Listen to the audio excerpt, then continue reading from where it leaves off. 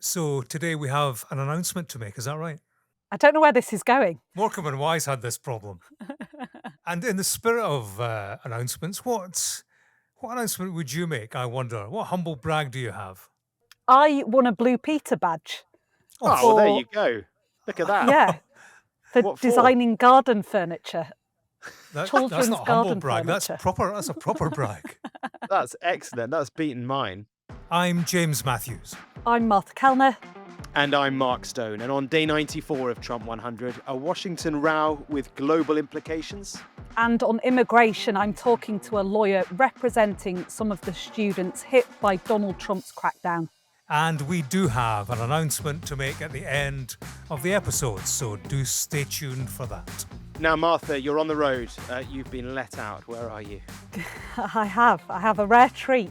I'm actually just on the road at the moment, but I've been on the US side of the border with Mexico today, reporting ahead of day 100. So next week we're going to dive a bit deeper into Donald Trump's wider immigration strategy. But in terms of how quiet it is at the southern border, it's good PR news for the White House at the moment. I've been at the border fence which separates San Isidro on the Californian side with Tijuana on the Mexican side. It's a place I've been quite a bit over the past few years. I've seen it when people have been incredibly desperate, hundreds of them passing their mobile phones through the slats in the fence to me, asking if I can charge their phones so that they can contact their relatives back home.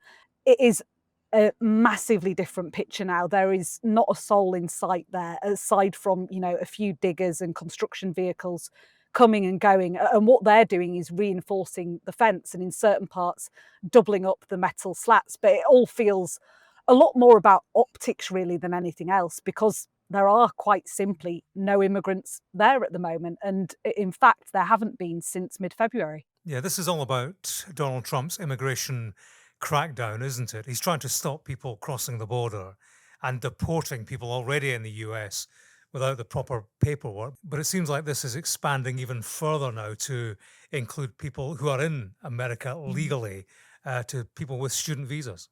Yeah, that's right. And, we've spoken at length before about some of the high profile cases surrounding Gaza protesters. One of those cases being the Tufts student, Ramisa Ozturk, who is originally from Turkey. I'm sure people will remember that harrowing video of her being grabbed quite literally off the street by immigration agents in broad daylight.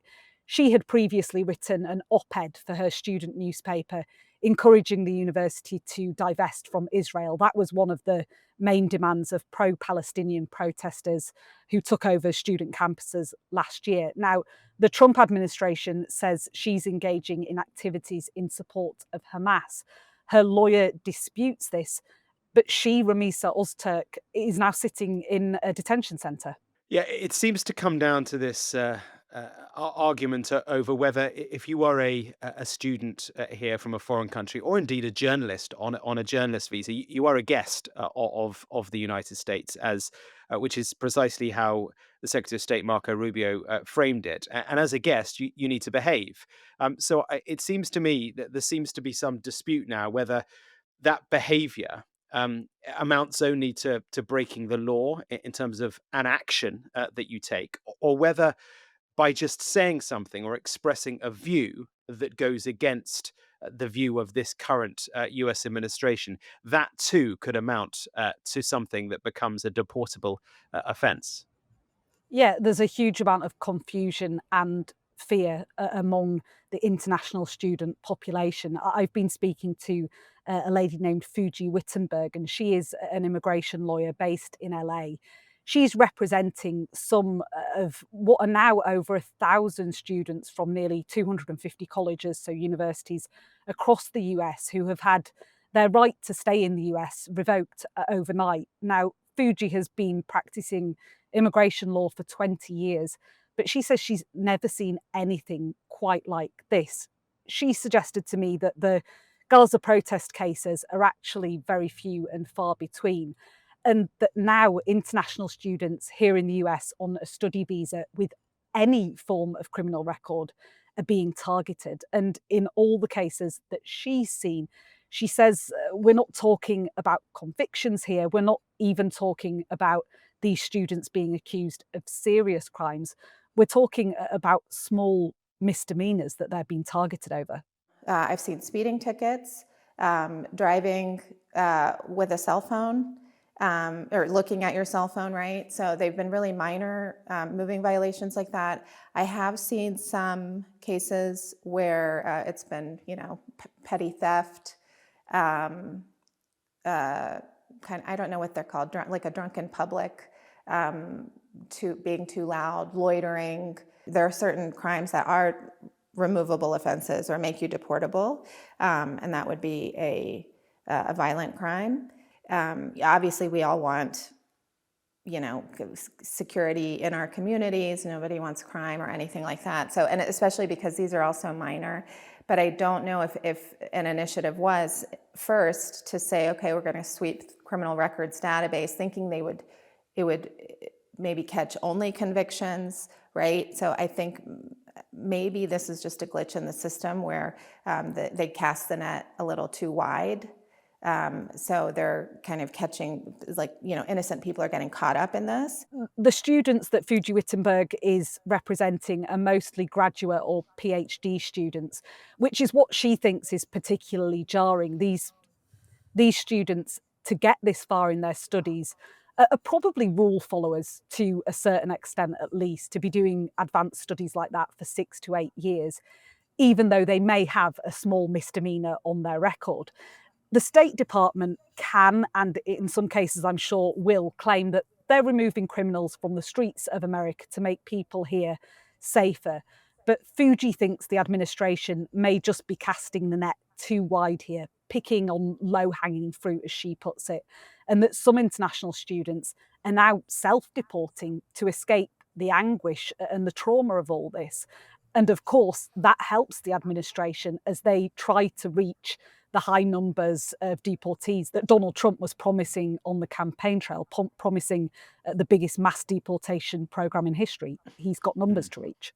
Now, we've seen a belligerent Trump administration over the course of market trauma and developing economic crisis. What we've heard over the past 24 hours is something of a change of tone. It's all coming down. The only thing that hasn't come down but hasn't gone up much are interest rates, and we think the Fed should lower the rate. We think that it's a perfect time to lower the rate, and would like to see our chairman be early or on time as opposed to late. Late's not good. Mr. President, you've said I don't want to talk about that because I have no intention of firing him. He also addressed something else, or somebody else, Jerome Powell, chairman of the US Federal Reserve, America's central bank. He had threatened to fire Jerome Powell previously. Not the case now, apparently. Not today, but let's see where he is tomorrow. Incidentally, officially, it's assumed he can't actually fire Jerome Powell.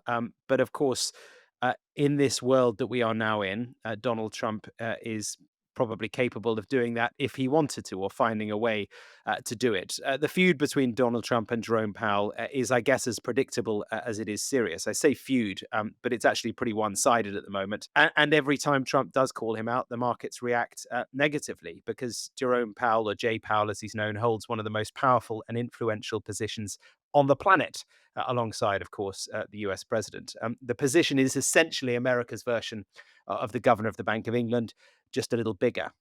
And as chair of the US Federal Reserve, he wields the levers, or levers, as they say out here. I've never understood that one.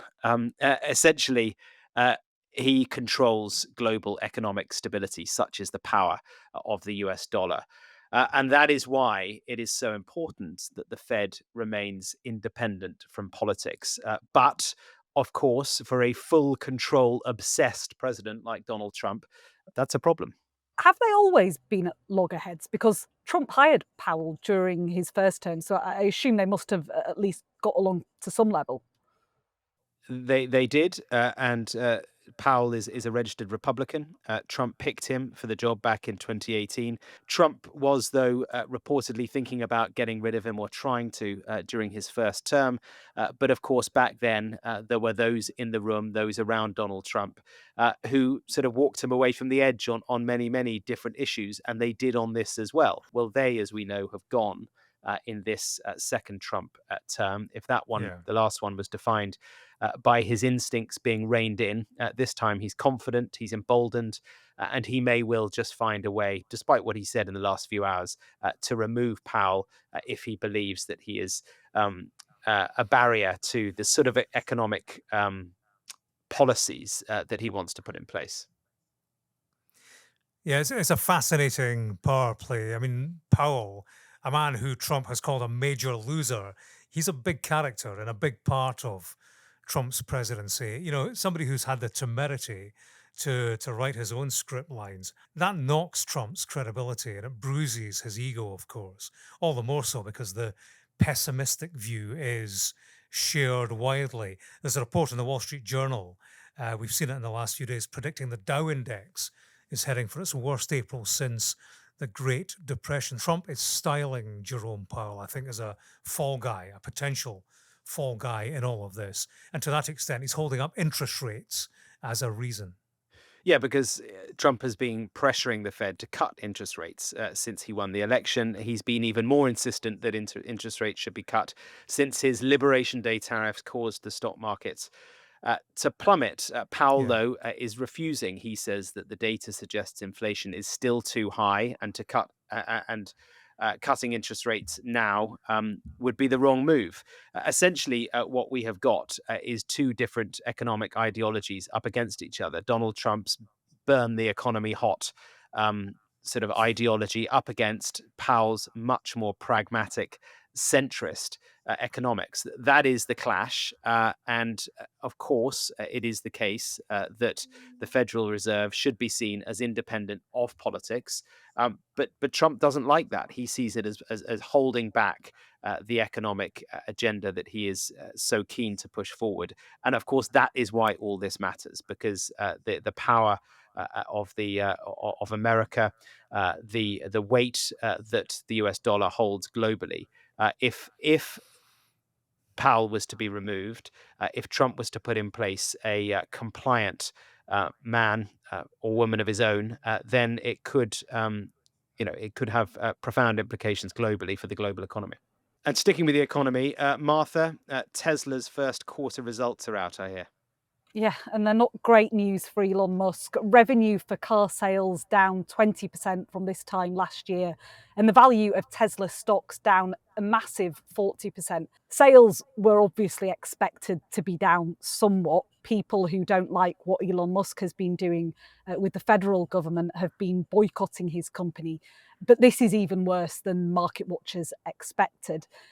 Perhaps not a coincidence then that Mr. Musk has announced today that he's going to be spending less time with Doge, saying his time in Washington will drop significantly from May and that he'll spend more time instead focusing on Tesla.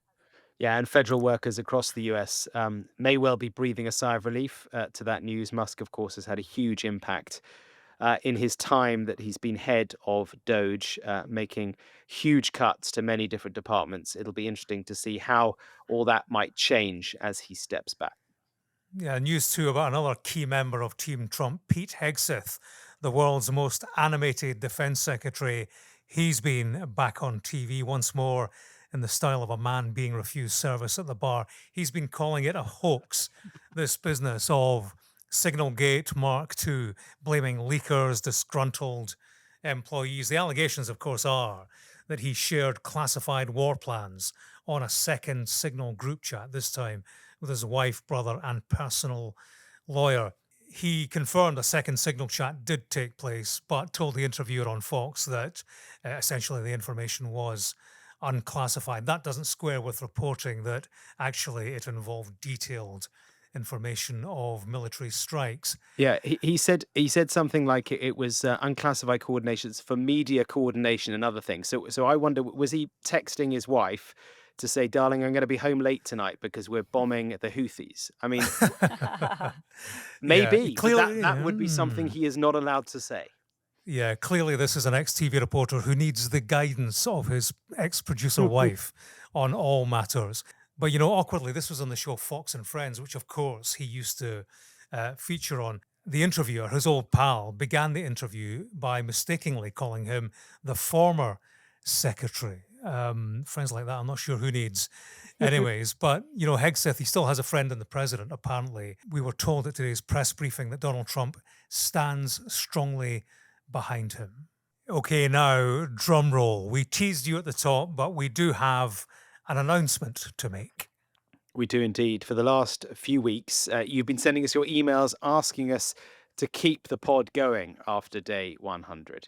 You've suggested many names as well. Trump 365, Trump 1000, Trump Infinity, Trumpageddon. Yeah, Trumpageddon. That sounds about right. What do you think? Shall we bother? No, I don't think so. I don't think we can do this for another 100 days, can we? I'm just glad they decided against Trump 1000, much as it's nice to be wanted. Exactly. By popular demand, we are going to continue. From all those very kind people who are clearly loving the podcast, we thank you for listening, for watching. Yeah, so after day 100, we will keep going 5 days a week, Monday to Friday, dropping into your feeds at 6 a.m. But for now, that's it for day 94. Do make sure you follow Trump 100 wherever you're listening so that you never miss an episode.